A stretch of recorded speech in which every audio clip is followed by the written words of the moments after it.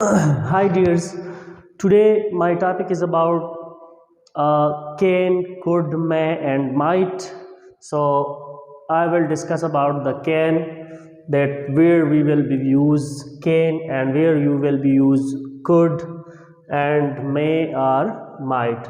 So these four words we are using for formation, to take formation. सो हम इजाज़त लेने के लिए ये फोर वर्ड्स इस्तेमाल करते हैं कि हम किसी से इजाज़त जब लेते हैं तो ये फोर वर्ड्स हम इंग्लिश में लेते हैं, ठीक है, यूज़ करते हैं। तो हमारे पास फर्स्ट जो है ये कैन है।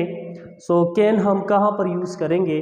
तो कैन बेसिकली हम यूज़ करेंगे कि हम मतलब मुझसे फॉर एग्ज़ाम्पल कोई बंदा मुझसे छोटा हो और मैं उससे इजाज़त लेता हूँ किसी चीज़ के लिए, तो मैं वहाँ पर यूज़ करूँगा कैन, क्योंकि ये informal and most common words है। सो यहाँ पर हमारे पास ये इनफॉर्मल वर्ड्स हैं और हमसे छोटों के लिए, बच्चों के लिए, मतलब जो भी हो आपसे छोटा हो तो उसके लिए, उससे इजाज़त जब आप ले रहे हैं तो उसके लिए इतनी इज़्ज़त की मतलब इतना ज़्यादा ज़रूरत नहीं होता। जब जैसा कि आपसे कुछ बड़ा हो, कोई बड़ा हो और आप उससे इजाज़त ले रहे हो तो उसके लिए मतलब इज़्ज़त देना उसके लिए बहुत लाजमी होता है। तो हमारे पास कैन जो है ये एक इनफॉर्मल सी वर्ड है और हम इजाज़त के लिए ये इसको इस्तेमाल करते हैं। फॉर एग्ज़ाम्पल यहाँ पर मैं आपको इसका स्ट्रक्चर भी लिखता हूँ कि हमारे पास सब्जेक्ट है, वर्ब है और ऑब्जेक्ट है।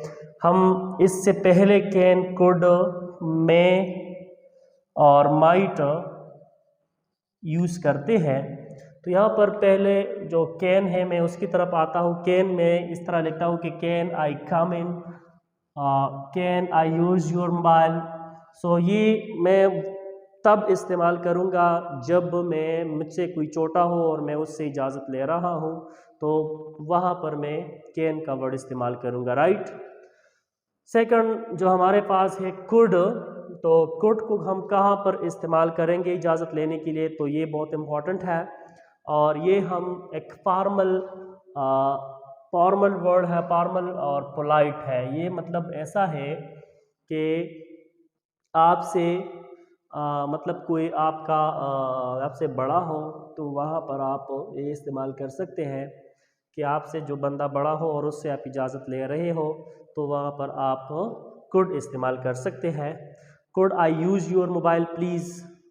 सो ये एक तरीका है। Could I come in please, मतलब ये हुआ कि आपसे जो बड़ा हो और उससे आप इजाज़त ले रहे हो तो ये वहाँ पर ये आप इस्तेमाल करोगे कि कुड वहाँ पर इस्तेमाल करोगे। फॉर्मल एंड पोलाइट वर्ड है, एक रिस्पेक्टफुल वर्ड है, राइट। हमारे पास जो थर्ड वन है वो मे है।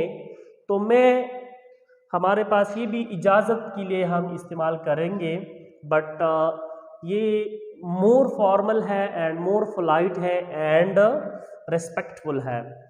फॉर एग्ज़ाम्पल आपसे बड़ा हो या आपका टीचर हो या आपका पेरेंट हो या कोई मतलब पीर और मुरीद के बारे में कन्वर्सेशन हो, पीर मुरीद पीर से इजाज़त लेता हो, तो ये एक रिस्पेक्टफुल वर्ड है और इजाज़त के लिए यूज़ करते हैं। फॉर्मल है, पोलाइट है, रिस्पेक्टफुल है।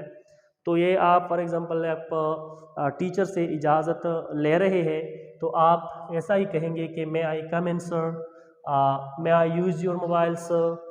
मतलब इस तरह ये एक बहुत रिस्पेक्टफुल वर्ड है और ये हम इजाज़त के लिए तब इस्तेमाल करते हैं जो आपसे बड़ा भी हो, मोस्ट रिस्पेक्टेड हो, पोलाइट हो और एक फॉर्मल वर्ड है, ये यूज़ करते हैं उन बड़ों के लिए जब उससे आप इजाज़त लेते हैं, राइट। आपको समझ आ चुका हो उम्मीद है। और लास्ट में हमारे पास माइट है, लेकिन यहाँ पर आप अगर चैनल पे नए हैं तो आप प्लीज़ सब्सक्राइब भी करते जाए और इसके लिए आप कमेंट भी करते जाए और वॉच भी क्या करें, राइट, ताकि आपको फर्दर वीडियोज़ मिलते रहे और बेल का आइकन भी साथ दबाए ताकि आपको फर्दर वीडियो का नोटिफिकेशन मिलता रहे। तो यहाँ पर माइट की तरफ हम आते हैं लास्ट में जो हमारे पास है माइट।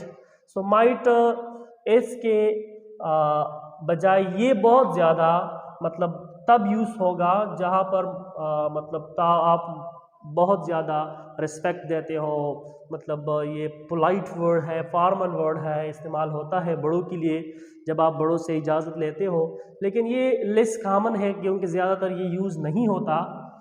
बट ये हम मोस्ट फॉर्मल और मोस्ट पोलाइट, मोस्ट रिस्पेक्टफुल लोगों के लिए हम ये माइट इस्तेमाल करते हैं।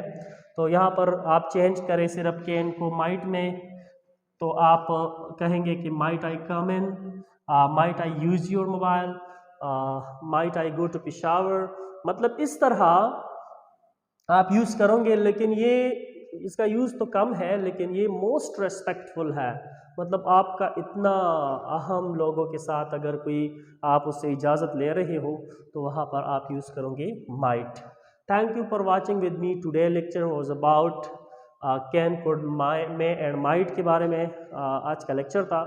उम्मीद है आपको पसंद आ चुका होगा और इंशाल्लाह next time I will come with the different topic, and thank you for watching with me. Thank you so much.